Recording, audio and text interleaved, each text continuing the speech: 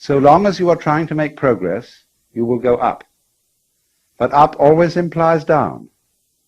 So while you are trying to get better and better and better, that means that when you get to the best, you can only go on to the worst. And so you go round and round and round, ever chasing the illusion that there is something outside yourself, outside your here and now, to be attained that will make things better. And the thing is to recover from that illusion. So a Buddha means somebody who has woken up and discovered that running around this thing may be fun, and it may be good to run around, but if you think you're going to get something out of it, you're under illusion, because you're forever the donkey with the carrot suspended from his own halter. Now then, it goes on to say that there's only one place, one point in this wheel from which you can become a Buddha, and that's here. The Devas are too happy to become Buddhas, or to worry about becoming a Buddha. The Narakas are too miserable. The Asuras are too angry. The animals are too dumb, and the pretas too frustrated. Only in the middle position, the position of man, which is, you could say, the equal position, the position of sufficient equanimity to begin to think about getting off this rat race, only from there, you see, can you become a Buddha. So the position of a Buddha may be represented either as not on the wheel at all or as right in the middle of it. It makes no difference. And so he is just as in a way the axle point, the still point of the turning world, as to use T.S. Eliot's phrase, is the unmoved center, the unmoved mover, the primum mobile, the axle tree of the world. Also the navel, that's why yogis are said to contemplate their navel. The navel isn't on their tummy, it's this place, the navel of the world. So that's the scheme of cosmology, of ancient Indian cosmology in which Buddhism arises. So you see, therefore, a Buddha is one who awakens from the illusion of samsara. That is, from the thought that there is something to get out of life, that tomorrow will bring it to you, that in the course of time it will be all right. And therefore one is set pursuing time, as if you were trying to quench your thirst by drinking salt water. Now, I can exemplify this a little more strongly by relating Buddhism to the social system in which it arose. A Buddhist monk is sometimes called a shramana. S-R-A-M-A-N-A, shramana. This is closely allied to the word shaman. And a shaman is the holy man in a culture that is still hunting. It isn't settled, it isn't agrarian. There is a very strong and important difference between a shaman and a priest. A priest receives his ordination from his superiors. He receives something from a tradition which is handed down. A shaman doesn't. He receives his enlightenment by going off into the forest by himself, to be completely alone. A shaman is a man, in other words, who has undergone solitariness. He's gone away into the forest to find out who he really is, because it's very difficult to find that out while you're with other people. And the reason is that other people are busy all the time telling you who you are, in many, many ways. By the laws they impose on you, by the behavior ruts they set on you, by the things they tell you, by the fact that they always call you by your name, and by the fact that when you live among people you have to be in a state of ceaseless chatter. But if you want to find out who you are before your father and mother conceived you, who you really are, you almost have to go off by yourself. And go into the forest and stop talking, even stop thinking words, and be absolutely alone. And listen to the great silences. And then, if you're lucky, you recover from the illusion that you're just little me, the so-and-so, and you attain the state of nirvana, which means the blown-out state, the relieved state, the sigh of relief. Nirvana may be translated into English as, phew, I've at last discovered that I don't have to survive.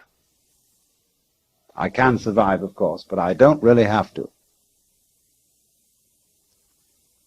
Because you discover, you see, that what you really are doesn't have to survive, because it's what there is.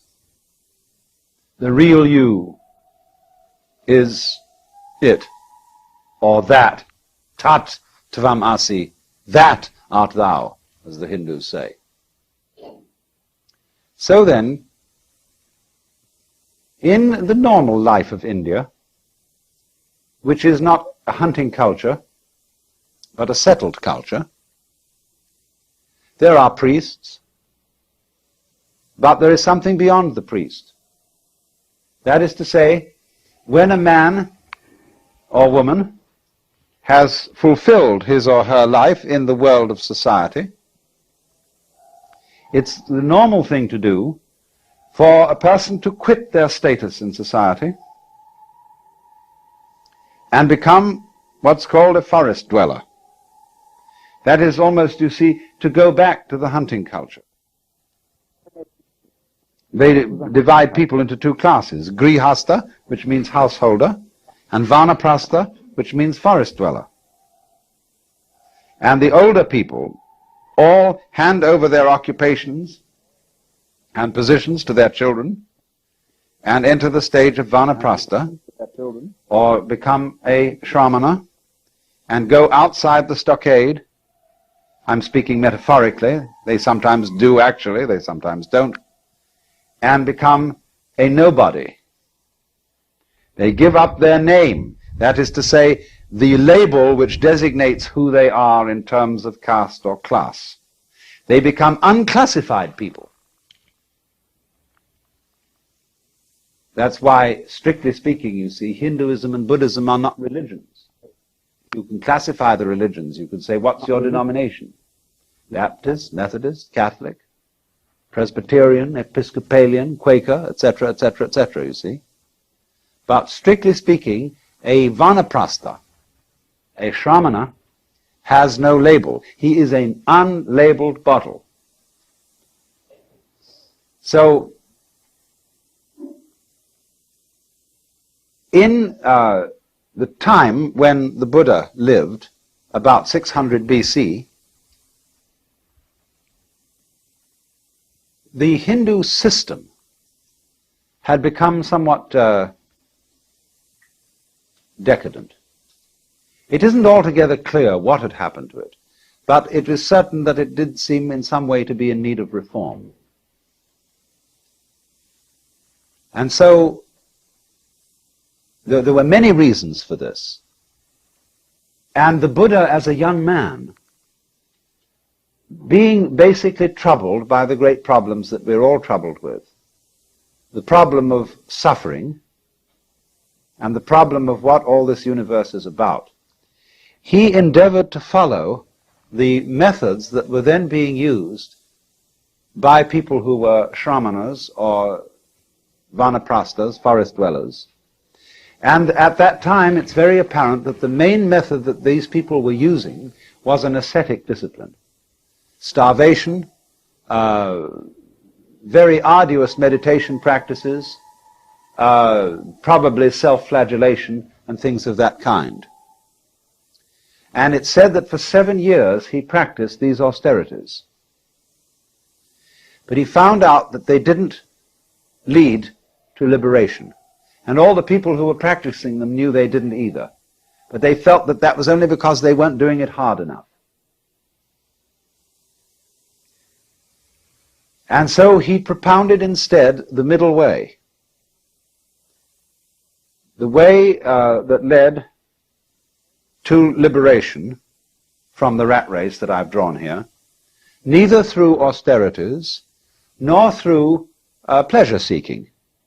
See, these are the two ways, the two paths. The people who say the whole point of life is to enjoy it, to get the most out of it, you see. And the other people who tried that, and then they found it was sour grapes or something, you know, or they burned their fingers in the pursuit of pleasure. The girl that was so beautiful eventually fell apart, or just turned into a shrew, and whatever it was. And so they said, instead, let us torment ourselves. A lot of people enjoy this, or get something special out of it. I was in Mexico this summer, and what I went there for was to study Mexican Catholicism, where they make a great cult of suffering. And I was very puzzled about this and wanted to understand it. And everywhere, you know, they have these ghastly, tormented Christs, all drooling with blood, hanging on crosses in very contorted positions. And I realized there are certain people who find that the sitting on the tip of a spike is the realest place in the world. Because when you're on the tip of a spike, you know you're there. There's no doubt about it. And also you know that you're expiating for everything. This, somehow by sitting on the spike, you are paying for your guilt. And so long as you hurt, you're all right. See? So these shramanas were doing something of the same kind. And the Buddha became enlightened, became a Buddha. He woke up at the moment when he gave up that kind of quest, the moment he gave up, as we should say, trying to take the kingdom of heaven by storm.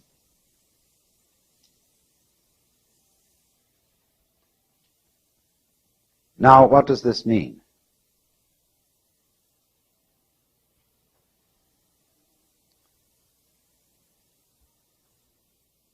It means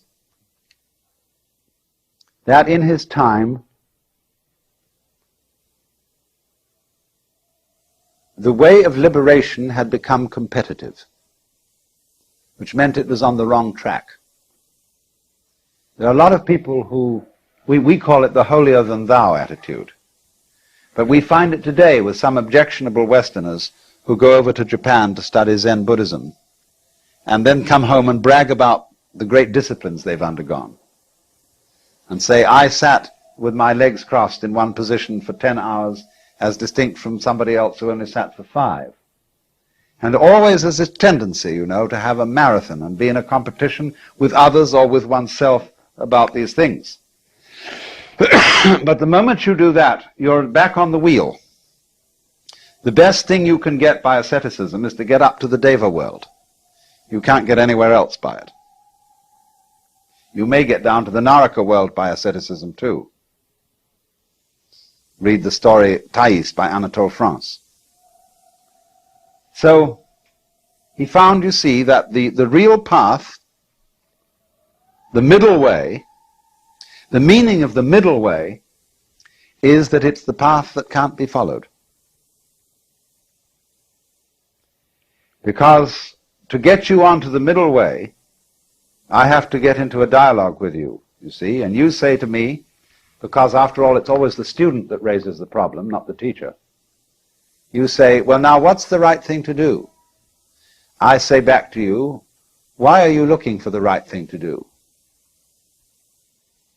And then you have to consider your situation, where you are. And you say, well, I'm looking for the right thing to do because I feel that I'm in the wrong situation. I don't have peace of mind. Why do you want peace of mind? Because my mind is disturbed. Then in other words, you as a disturbed mind are trying to find peace of mind. Your quest for peace of mind is the same thing as having a disturbed mind. Now if you don't have a disturbed mind, you won't ask for peace of mind.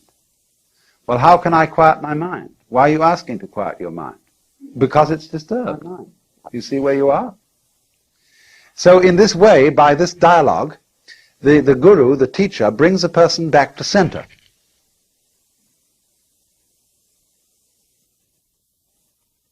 So then this is the point. All Buddhist teaching is a dialogue. Really and truly, the man who goes out and leaves society and becomes a monk is a little bit too much. Buddhism involves this act as a preliminary gesture. But what it comes to, in the end, is the position of what's called a bodhisattva. A bodhisattva means somebody who went out of society, or we should say gave up the world in some way, took on the robe, took on the discipline. He found what he was looking for, but his finding it was absolutely simultaneous with his coming back into society. And he's called a bodhisattva, as distinct from a pratyeka Buddha, which means a private Buddha, one who goes out and doesn't come back. And the bodhisattva is considered as having a superior attainment, superior insight.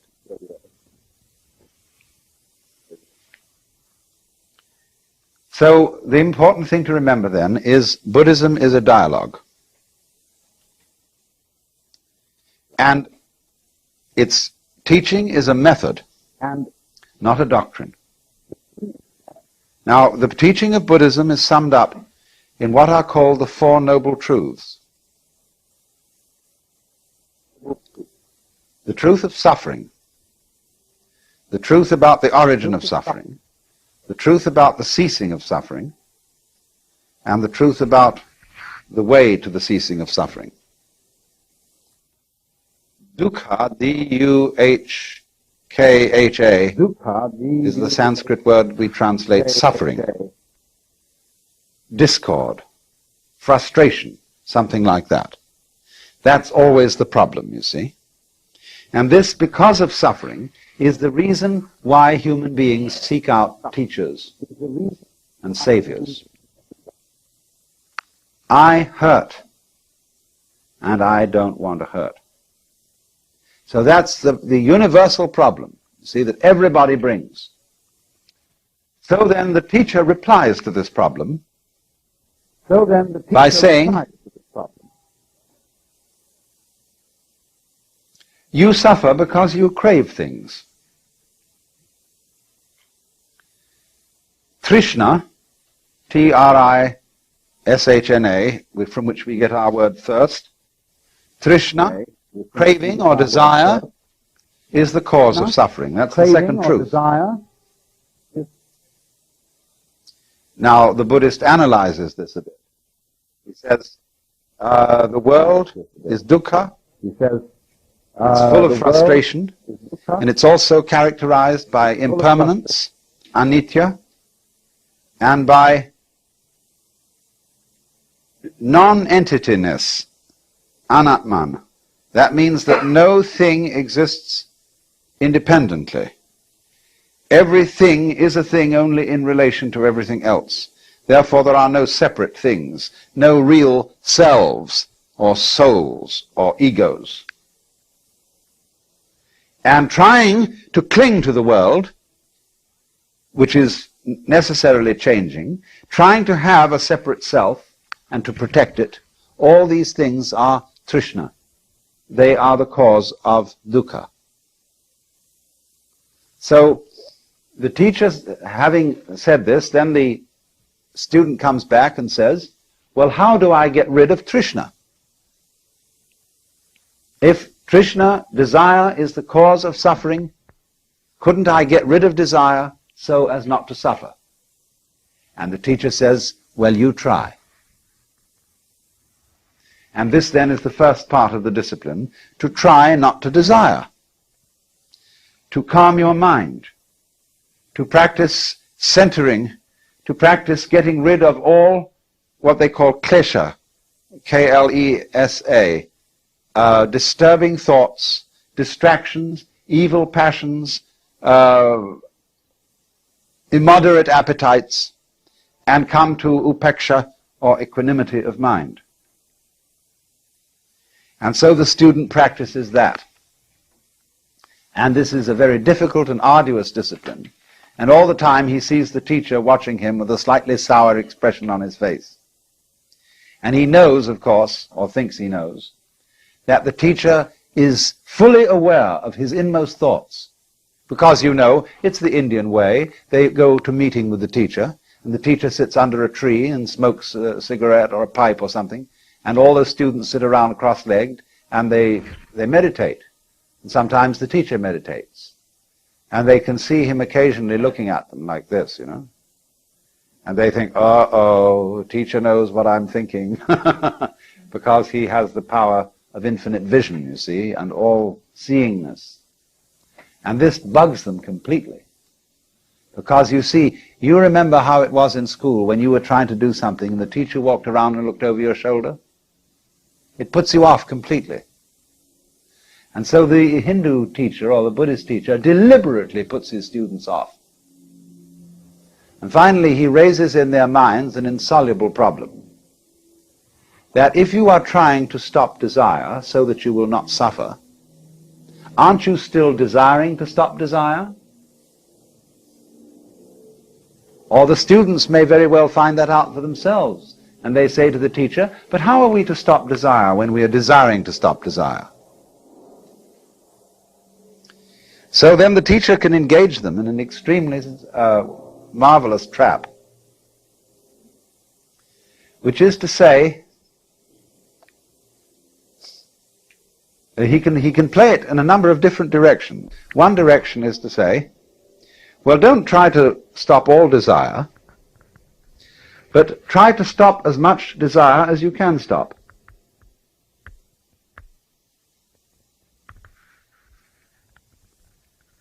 You see where this is going to go.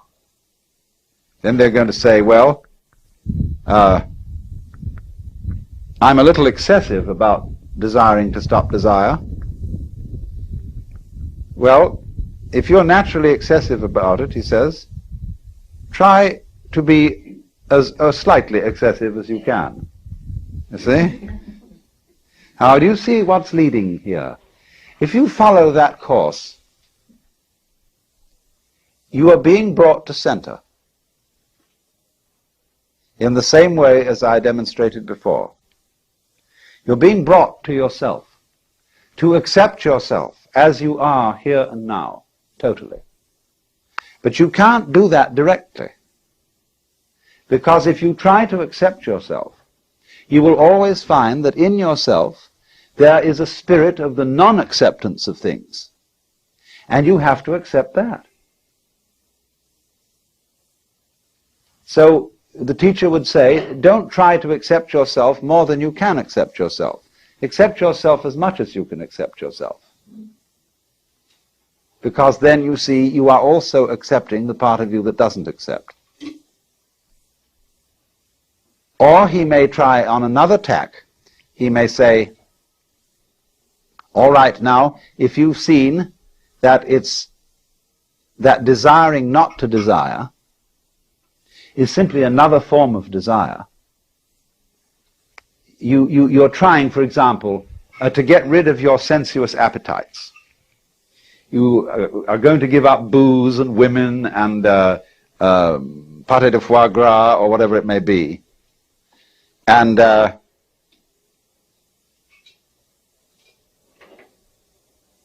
you then think, well, now, yes, this I must do. And eventually you find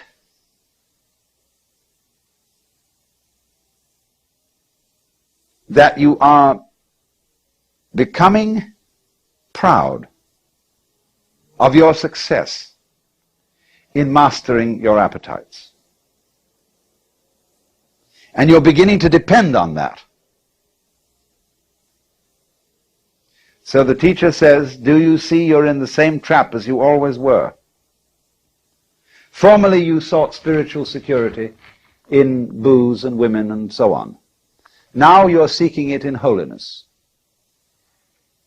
Formerly you bound yourself with chains of iron. Now you're bound with chains of gold.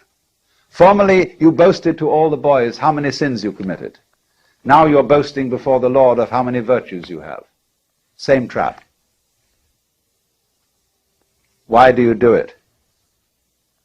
So the student eventually finds there's no way at all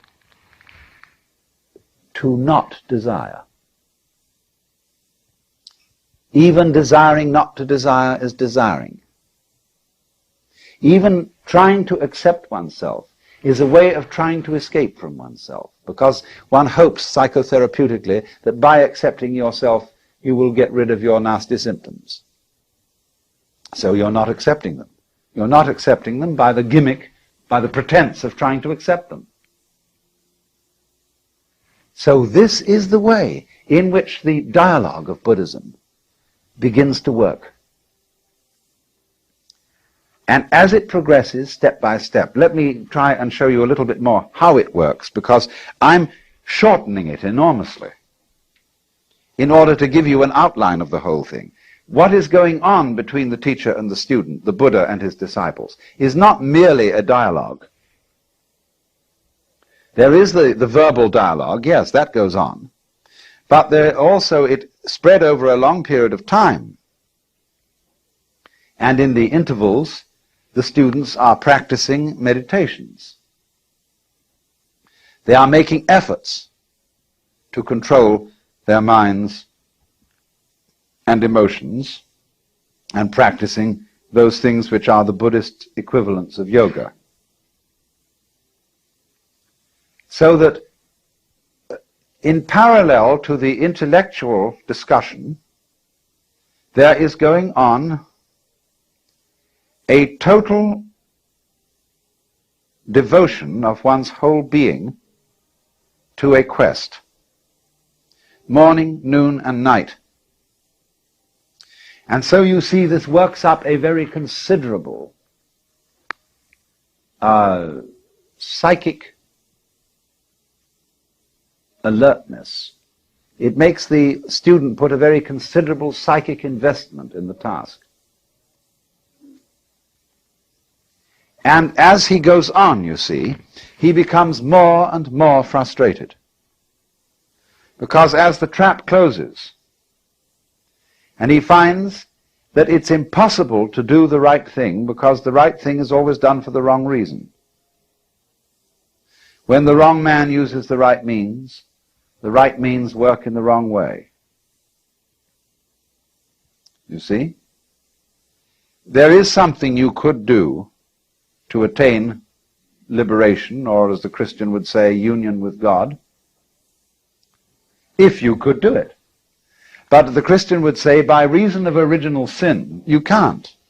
Because through original sin, everybody is basically selfish.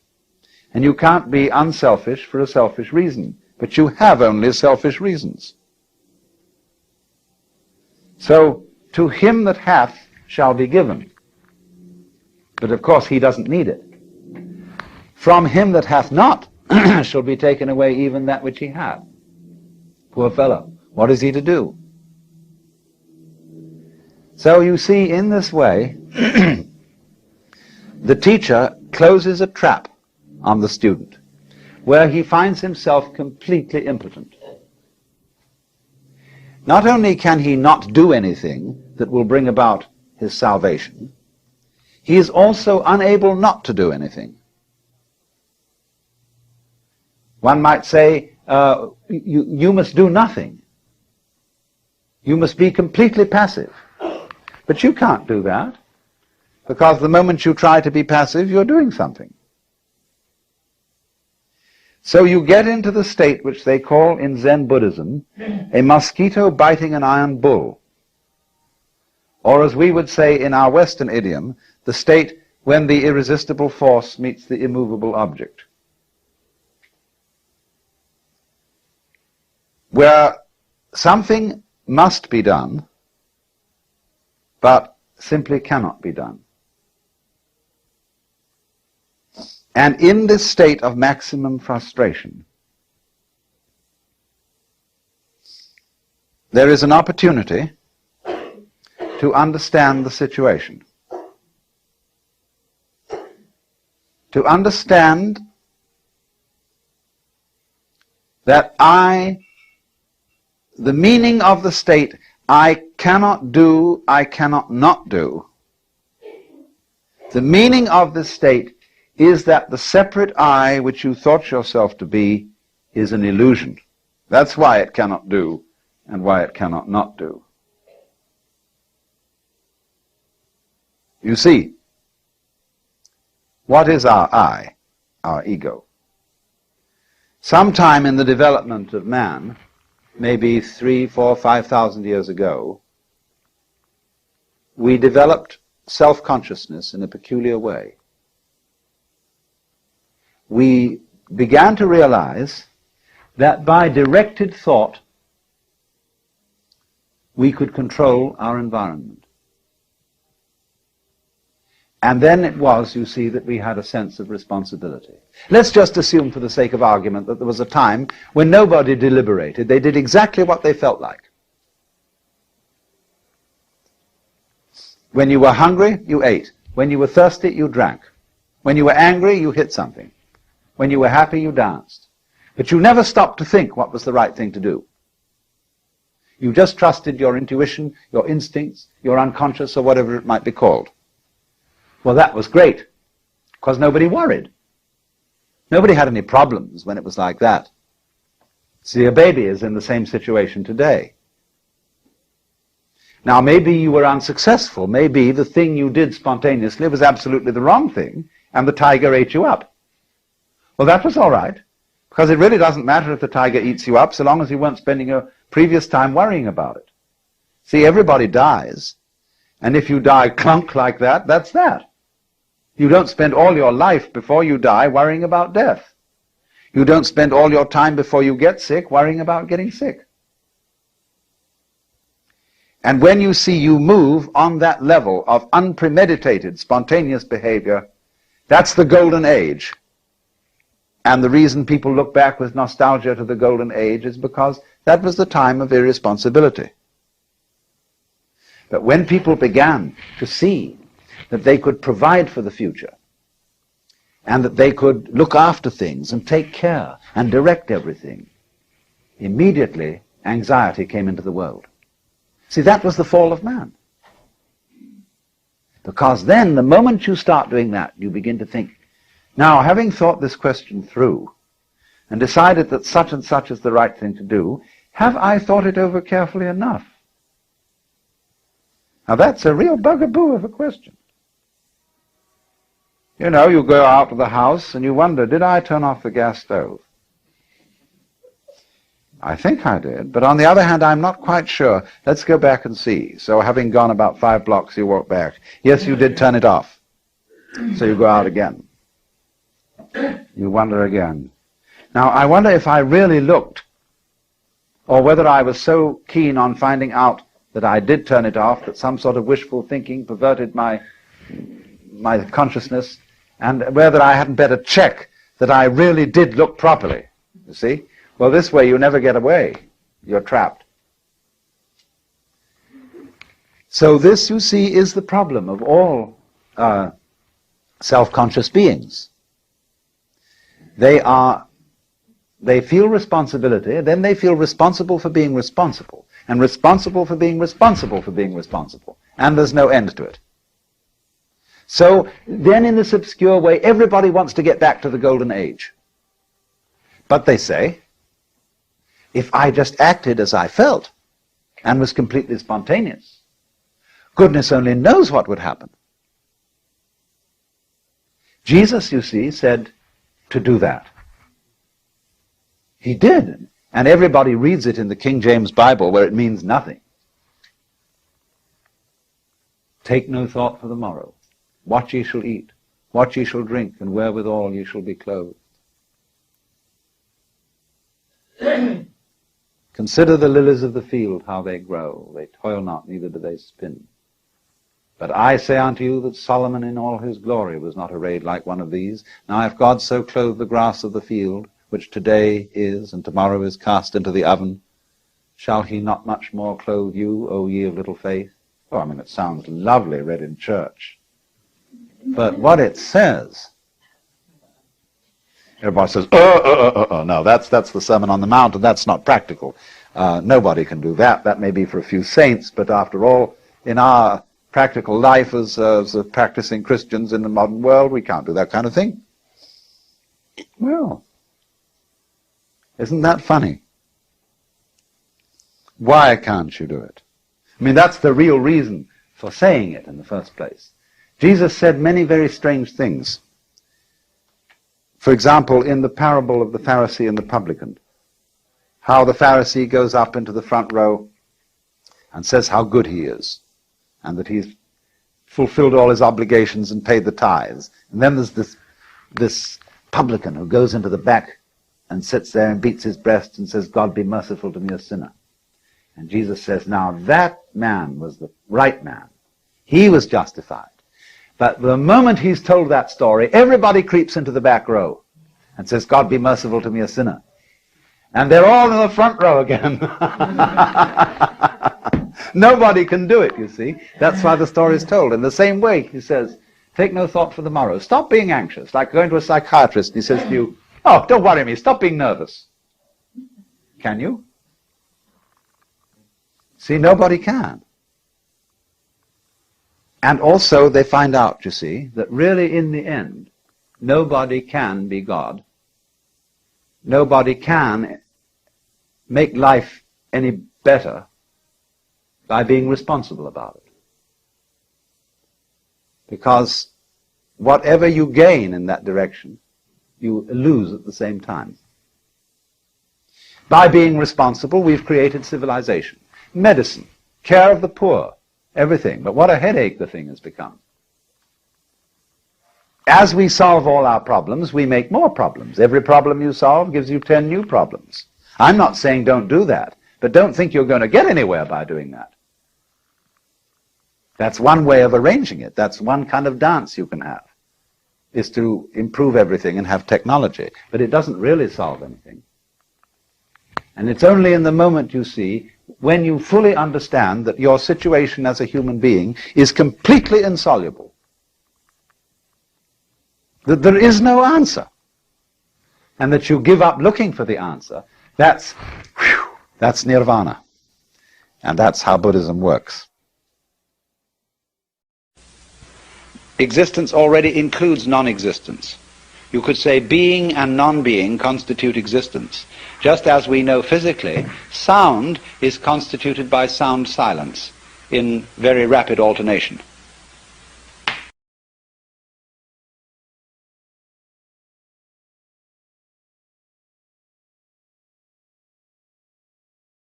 Beneficence and rascality, of reason and passion. And if human beings didn't have those two sides, they would be less than human. Man is in a certain sense redeemed by his passions, redeemed by being something of a rascal. Because if he weren't, he would be like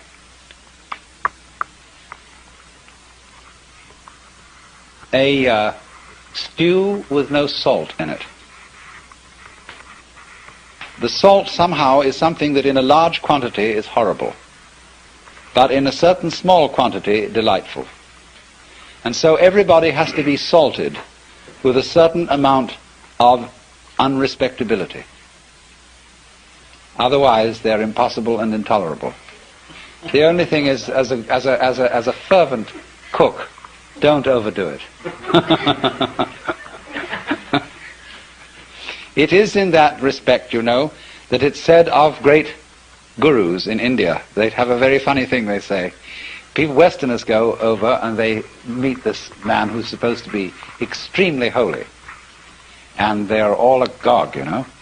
And then after spending a few days with him, they begin to wonder. They find he smokes cigarette. They find that he occasionally loses his temper. And they begin to think, well, is this man so holy after all? I mean, he surely should not be dependent on these little habits and luxuries and so on. And then they find he has a girlfriend, and then they leave because they're so scandalized. Well, then the Hindus say, now you shouldn't get so upset about this, because if this man didn't have a few little vices, he would cease to manifest. He would simply disappear. And he has to have these things to keep him grounded, to keep him in the world. Or if suddenly, he gets terribly angry with a certain student and seems to lose his temper, they say, oh, no. That's a tactical anger. That he did on purpose to wake you up to something. It was for your own development and for your own good. He didn't really feel angry at all. Oh dear. But do you see the point? There is something in the fact that if he didn't have these little attachments, he wouldn't be manifesting. He'd simply disappear. There's something in that, only don't take it too piously. I think you get the point. So then, we now have to explore a very important aspect of the Joker as equivalent to Gurdjieff's sly man. You see, he points out the four ways: the monk, the fakir, the yogi, and the sly man. And all the first three ways are ways of great difficulty. They involve very, very strenuous discipline.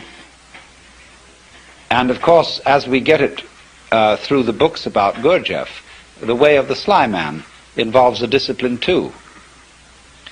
But I think there's more to be said about the way of the sly man than appears in any of those writings, because this is very closely connected with the whole approach of Taoism, the Chinese philosophy of Wu Wei, or non-aggression, and with what is called in Buddhism the middle way.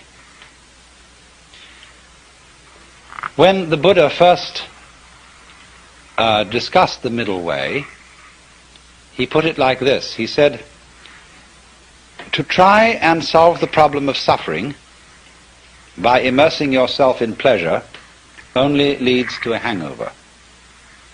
To try and solve the problem by asceticism also brings no liberation. You merely get tied up in a kind of masochism where you say, I know I'm right just so long as I'm hurting. And all that is doing is expiating your kind of infantile guilt sense. So he said there is a middle way between asceticism on the one hand and hedonism on the other. But actually, the middle way is more subtle than that, and it's beautifully discussed in Professor Baum, a book called The Philosophy of Buddha. That's B-A-H-M, Professor of Philosophy at the University of New Mexico. And he gives a very, very fascinating analysis of the middle way in the form of a dialogue, whereby it works simply like this. The student brings a problem to the teacher, and he says, I suffer, and it's a problem to me. And the teacher says, you suffer because you desire. If you didn't desire, you wouldn't suffer. So try not to desire. And the student goes away and says, I'm not very successful in this. I can't stop desiring. It's terribly difficult. And furthermore, I find that in trying to stop desiring, I'm desiring to stop desiring. Now what am I to do about that? And the teacher replies, do not desire to stop desiring any more than you can.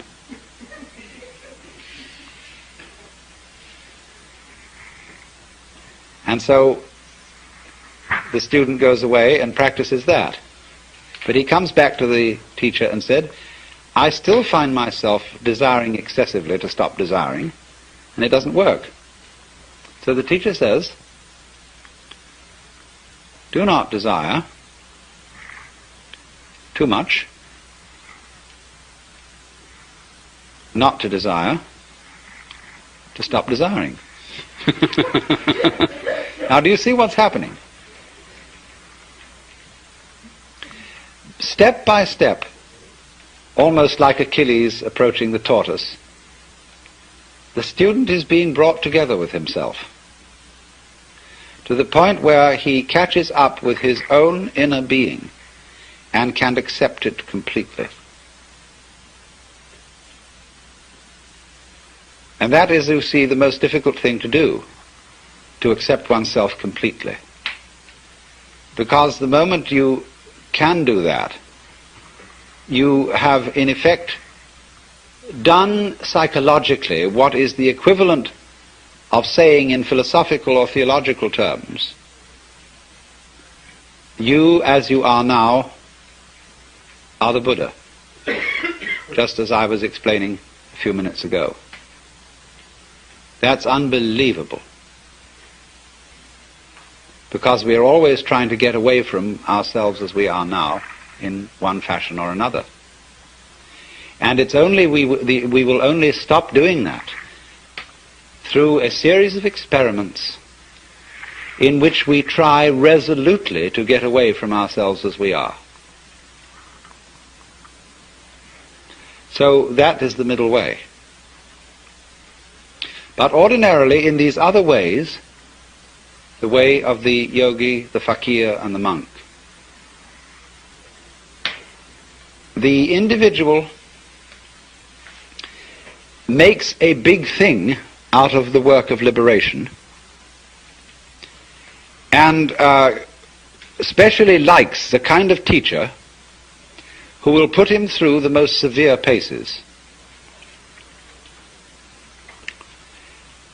It's interesting how there arise from time to time schools in the West where someone comes along offering, people say, look, it's all very well to go to discussion groups and talk about these things, but that's not the real thing. What you need is really to get down and do some work. And often these teachers are very rude and very stern, but people love it. And such a person will always attract a great following. Because people get the feeling, now we're at serious business here. This is really something, you see. And this, you see, though, can be an awful problem.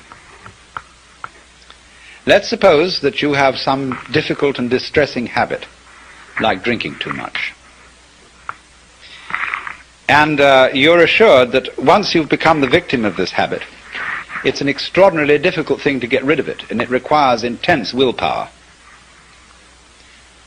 And so that kills you right off. You're a dead duck from then on. It's as if, you see, you had said to the devil one morning, look, I'm going to get rid of you. I'm not going to have anything to do with you anymore. So the devil, who is an archangel and is terribly clever, is all set for you. And because he knows that you are getting out of his way, he surrounds you with greater temptations than you ever imagined. If you are going to outwit the devil, it's terribly important that you don't give him any advance notice.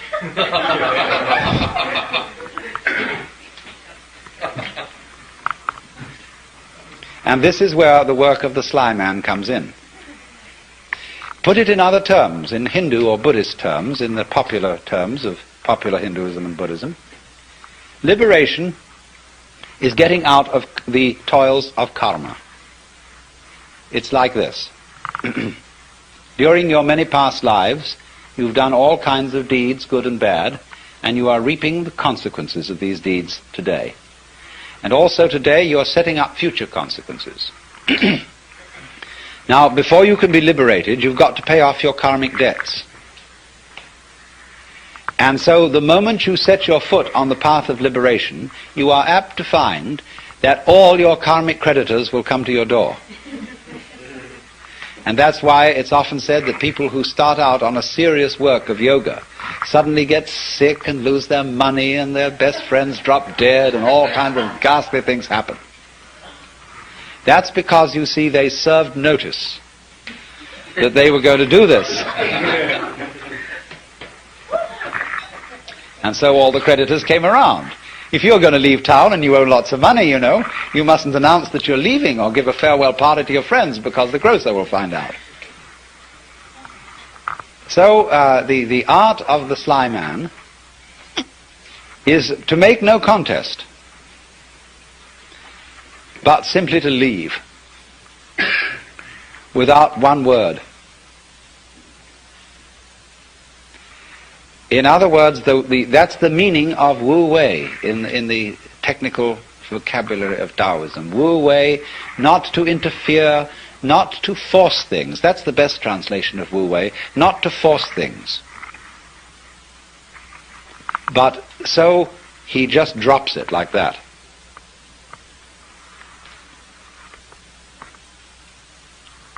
But you're in this respect, you see, you're your own worst enemy. Because even if you serve notice privately on yourself that suddenly you're going to drop it all, already the devil knows. Because who do you think the devil is?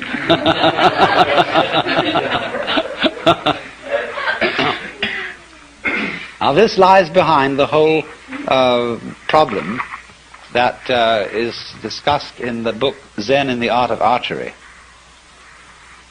The necessity of letting go of the bowstring without first deciding to do so. Another way of putting it is that the decision to release the bowstring and the action of doing so must be simultaneous. Not to decide and then act, but to act, decide all at once. Now why is this? If you are going to be an expert archer, you must shoot before you think, otherwise it'll be too late. You don't aim and then shoot. It's all one action. And this is true likewise of any sort of shooting, pistol shooting as well. That if you aim, if you decide and then fire, you're apt to do things like pulling the trigger instead of squeezing. All kinds of wrong things are done.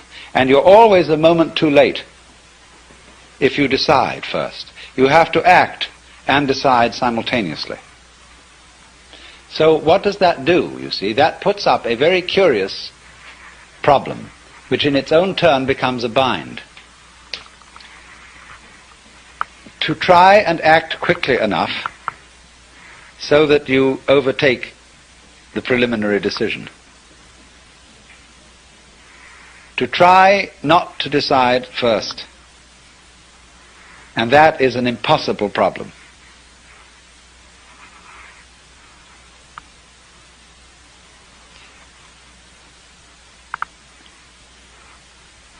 I wonder if you ever read von Kleist's story about the fighting bear. This is included in Nancy Wilson Ross's book, The World of Zen, as a kind of Western Zen. It's a story about a man who has a fight with a circus bear. And the bear reads his mind and always forestalls any attack that he makes on it. There's absolutely nothing he can do to get past the bear. And so, in the same way, you might imagine a guru who is a mind reader, and he always knows if you decide before you act. And if you do, you see, the devil will catch you. Instead, you see, of deciding that you won't be an alcoholic anymore, the only thing to do is not to drink, without any previous decision on this matter. But how can anyone do that, you see? That's the question. How can I decide not to decide? How can I announce that I won't make any announcement without making an announcement?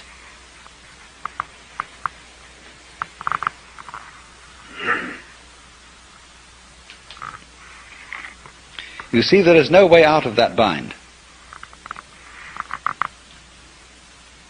Try as you may, you go on and on and on, trying, as Herrigal did, to release the bowstring without thinking first to release it. But then, strangely enough, one day the thing happened. He did it. And this is involved in our learning of almost all techniques. That we work and work to achieve that final point of perfection. And it doesn't come, and then one day it happens. Now, what is the reason for that? Is it simply, and this is really, a way it's usually explained, but this is an oversimplification. It is not that we have practiced it so often that it suddenly becomes perfect. It is much more subtle than that. What happens is that we've practiced so often that we find out we can't do it. And it happens at the moment you know you can't do it. When you reach a certain point of despair, when you know that you are the one weird child who will never be able to swim, at that moment you're swimming. Because the desperation and the total inability to do it at all has brought you to a point which we might call don't care. You stop trying, you stop not trying to get it that way. You just have arrived at the insight that your decision, your will, doesn't have any part in the thing at all. And that's what you needed to know. You've overcome, you see, the illusion of having a separate ego. There is no way of telling anyone that that's an illusion and getting appropriate action, because we are thoroughly indoctrinated with the idea that it's real. And if I say, well, I'm going to get rid of my ego, that's what the Taoists call beating a drum in search of a fugitive. He hears you coming.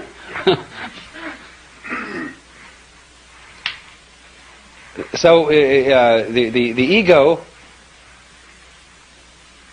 that is to say, the illusion of having a separate will and a separate I center that can be an effective agent, that cannot be overcome by a decision which seems to be centered in the ego. You might as well put out fire with fire. It can come only when an attempt to act from the ego center has been revealed to be completely futile.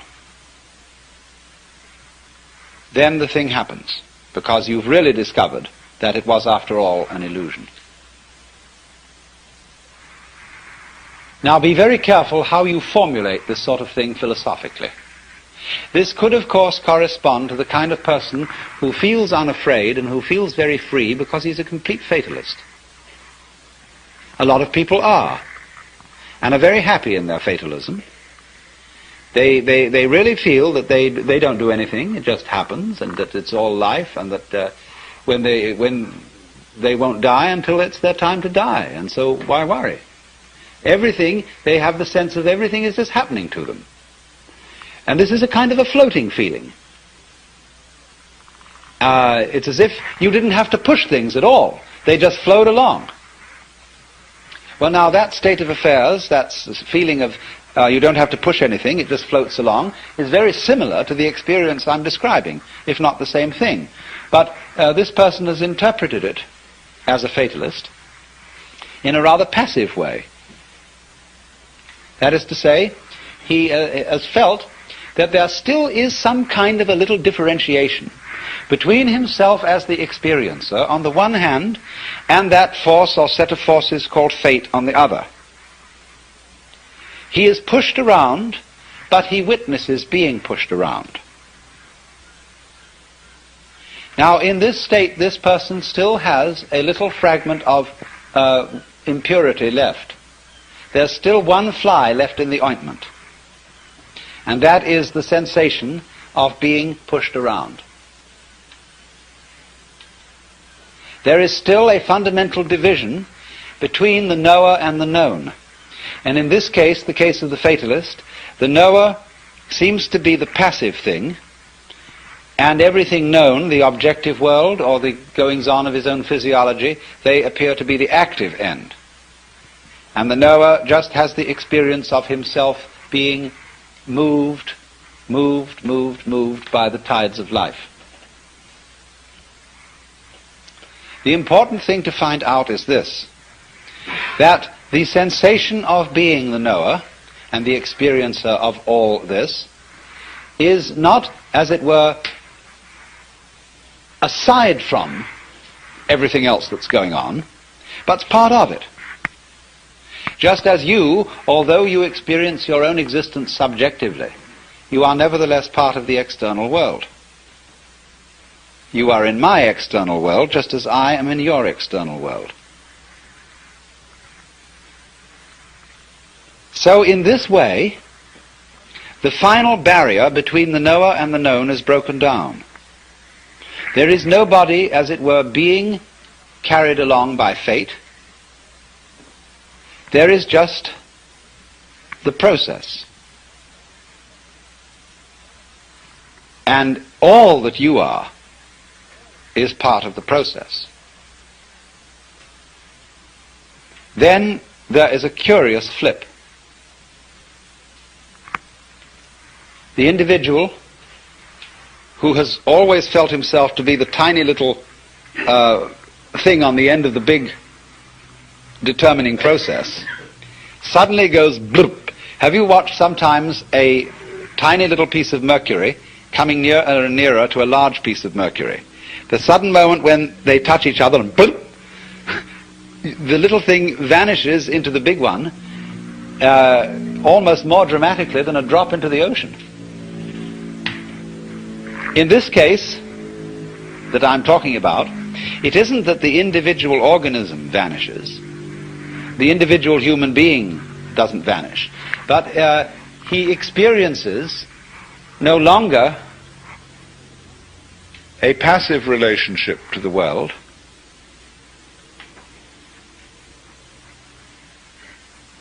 He simply sees that all that he is and all that he ever was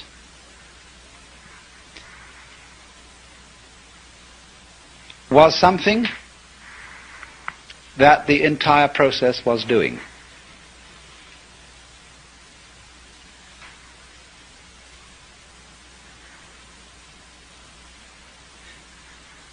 At the time, in other words, when he felt himself to be separate, he sees that that is in a certain way just what he should have felt,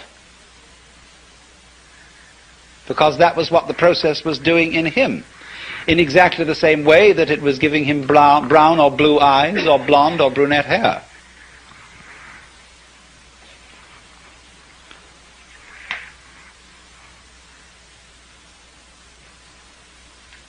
And that's going through the door and turning round and seeing there wasn't a door. Of finding that you aren't fated, that you're not trapped, because there's nobody in the trap, and it takes something trapped to make a trap.